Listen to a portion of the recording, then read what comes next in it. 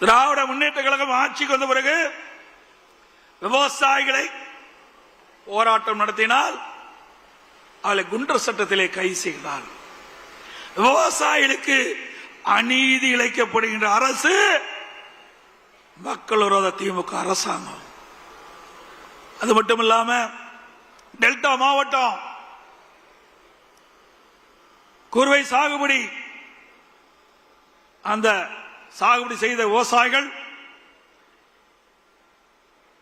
அந்த விளைந்த நெல்லை அறுவடை செய்து மூட்டை பிடித்து கொள்முதல் நிலையத்துக்கு கொண்டு சென்றால் அந்த கொள்முதல் நிலையத்திலே விவசாயிய நெல்லை கொள்முதல் செய்யாத காரணத்தினாலே தொடர் மழையின் காரணமாக 15 நாட்கள் நெல் கொள்முதல் நிலையத்தை மூடிய காரணத்தினால் விவசாயிகள் கொண்டு வந்த நெல் சாலை ஓரத்தில் குவியலாக குவித்து வைத்திருந்தார்கள்.